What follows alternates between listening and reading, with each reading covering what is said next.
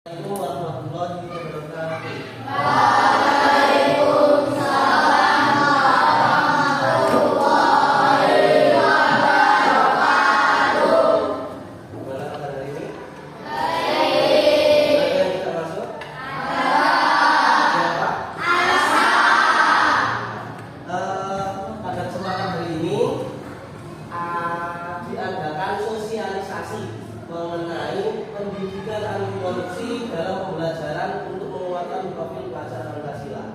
Seperti yang kita tahu, korupsi di Indonesia itu angkanya cukup tinggi. Jadi diadakan sosialisasi ini agar mulai dari jenjang SD sampai dengan nanti jenjang kuliah itu sudah tahu apa itu korupsi dan bagaimana cara menanggulanginya, mengatasinya agar kita tidak termasuk sebagai pelaku dari korupsi tersebut. Karena korupsi itu merugikan orang lain. Mohon disimak baik-baik karena ini penting untuk kita lihat di situ. Pakai duit korupsi buat gaya hidup. Kelihatan seperti artis, cantik. Ternyata itu memakai uangnya korupsi, duit hasil dari korupsi itu gaya hidup. Lalu itu merugikan negara atau tidak? Merugikan. Kalau negara dirugikan, otomatis warga negaranya juga akan kerugian. Jadi korupsi ini jangan sampai jadi tradisi di Indonesia. Biasa, hanya kecil saja, korupsi kecil saja nggak apa-apa lah. Nggak sampai jutaan aja, hanya 1.000, 2.000, 5.000. Nah, justru malah dari hal-hal kecil itu jangan sampai kita menjadi pelaku korupsi. Jangan sampai jadi tradisi, karena itu nanti akan berbahaya bagi generasi-generasi berikutnya. Terus ini efeknya, dampaknya. Banyak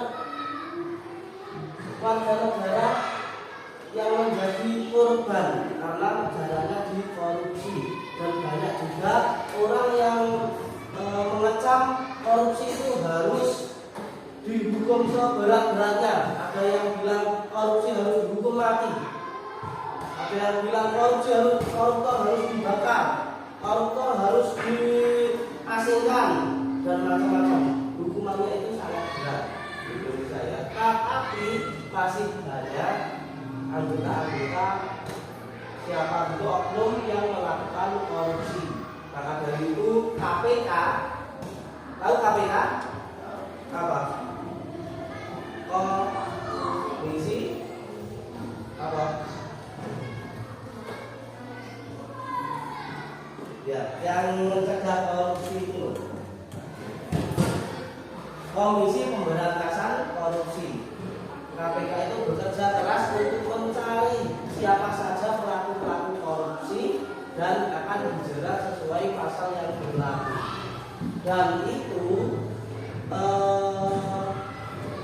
KPK tingkat atas, dan tingkat bawah-bawahnya lagi harus diadakan sosialisasi agar tidak menjadi pelaku korupsi di kemudian hari. Karena sangat merugikan negara. Sekarang saya tanya, apa yang kalian tahu tentang korupsi? Apa itu korupsi? Juga yang tahu katakan.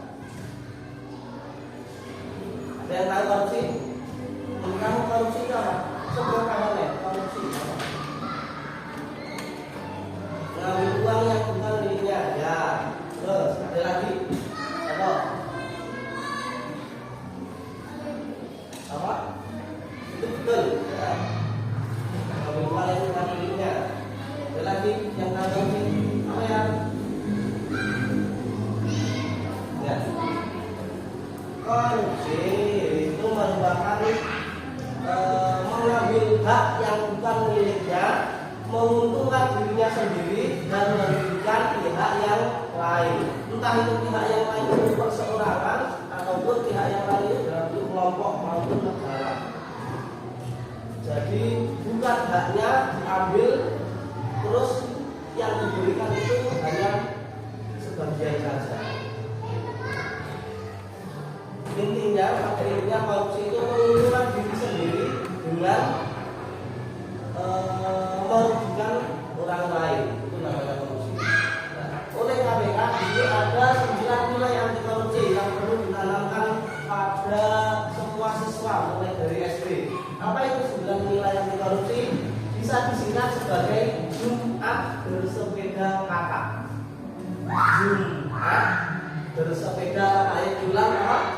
Jumat bersepeda kakak. Apa yang dimaksud Jumat bersepeda kakak? Apa? Jujur, mandiri, tanggung jawab, berani, sederhana, peduli, disiplin, adil, kerja keras. 9 nilai itu yang harus ditanamkan pada siswa agar tidak menjadi pelaku korupsi.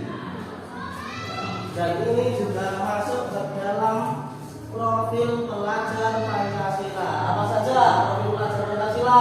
Ada 6. Ya, 1. Beriman, bertakwa kepada Tuhan Yang Maha Esa dan berakhlak mulia. 2. Berkebinekaan berbal. 3. 4. 5. 6. Jika dihubungkan dengan 9 nilai anti korupsi tadi, semua itu menyambung. Karena nilai-nilai ini juga masuk ke dalam profil pelajar Pancasila. Yang kita ambil di sini adalah bagian nilai jujur. Karena jujur itu hal yang sangat penting. Apa yang dimaksud jujur?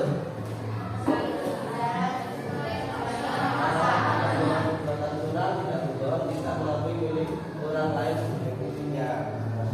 Itu termasuk pencegahan korupsi. Sekarang ini deteksi dini perilaku korupsi siswa SD tingkat SD. Korupsi gaya hidup seperti kegiatan yang melakukan pemborosan energi ataupun budaya. Energi itu hal-hal yang tidak dipakai tapi masih dinyalakan terus, seperti TV, lampu, seperti itu kan termasuk pemborosan. Pemborosan itu juga bagian kecil dari korupsi. Terus korupsi budaya itu termasuk memakai produk-produk luar negeri untuk gaya, untuk sok-sokan. Itu juga termasuk korupsi gaya hidup sebenarnya. Tapi korupsi yang paling kecil. Korupsi diri sendiri seperti tadi, tidak pernah jujur dan lain-lain, makanan, kelompok yang merugikan diri sendiri itu termasuk juga korupsi diri sendiri. Tapi bagian kecil ya. Korupsi ekosistem itu merugikan ekosistem dan kita merusaknya.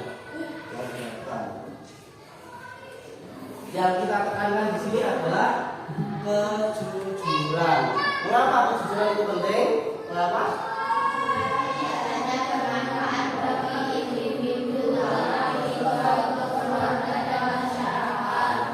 Tapi kalau jawaban kalian, jawabannya kenapa kita harus jujur? Betul. Terus? Ada jawaban percaya. Terus? Apa lagi? Yang apa kejujuran tentang aku sendiri? Kenapa? Bayangkan kalau orang lain berkata kepada kamu bohong terus, iya.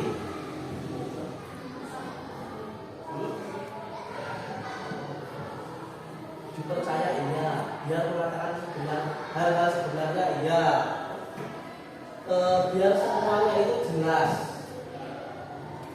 Kalau semua itu pembohong, misal satu kelas ini semua menjadi pembohong, sudah tidak ada kepercayaan, semua ini sudah mandiri-mandiri, sendiri-sendiri, tidak ada istilahnya teman, tidak ada istilahnya kawan, semua saling bermusuhan. Kalau semua itu tidak ada kejujuran dan tidak ada kedamaian, pasti kalau tidak ada kejujuran. Kejujuran itu penting karena hati akan merasa tenang, bangga pada diri sendiri kalau kita itu memang melakukan hal-hal yang jujur, disayangkan orang lain, dapat memiliki banyak kegiatan karena dipercaya orang lain, dan orang lain juga akan menghargai kita karena kita jujur. Apabila kita bohong, bagaimana? Nah, orang lain sudah tidak percaya, kehilangan nama baik, dapat berurusan dengan hukum, dan selalu was-was di hati tidak enak. Tahu ya, yang bermaksud jujur itu? Nah, tinggal penerapannya. Kejujuran adalah dasar bagi semua karakter baik. Siswa itu dikatakan memiliki karakter baik, terutama itu jika dia jujur. Kalau dia tidak jujur, sudah tidak dapat dikatakan siswa itu berkelakuan baik, berperilaku baik. Orang yang jujur adalah ciptaan Tuhan yang paling mulia.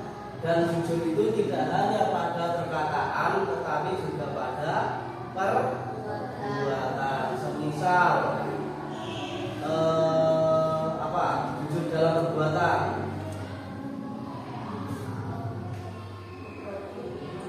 Ya, apa? Berbuat yang benar, ya. Mentaati peraturan sekolah, ini jujurnya, dan lain-lain seperti itu, ya. Tidak melakukan perbuatan yang salah untuk mencapai suatu tujuan. Nah, ada yang dikatakan dari sifat jujur, atau semua sudah paham? Anti korupsi itu dimulai dari sifat jujur dari dalam diri kita. Kalau kita sudah tidak jujur, terkadang kita bohong, berarti itu merupakan benih-benih dari sifat dari perilaku korupsi. Jadi kalau kita melakukan hal-hal yang bohong, kita tidak jujur, berarti kita sudah menanamkan benih-benih korupsi dalam diri kita. Karena sifat jujur itu merupakan dasar awal untuk menguatkan diri agar tidak melakukan korupsi. Jadi kesimpulan dari pembelajaran hari ini mengenai sosialisasi anti korupsi, kita tutup dengan pantun. Makan nasi lauknya ikan, hasil tangkapan para nelayan. Korupsi masih sangat rawan, mari bersatu untuk melawan. Satu lagi, Pak Tani tanam padi di sawah, pemandangannya sangat indah. Korupsi masih menjadi wabah, mari bersatu untuk mencegah. Tepuk tangan dulu.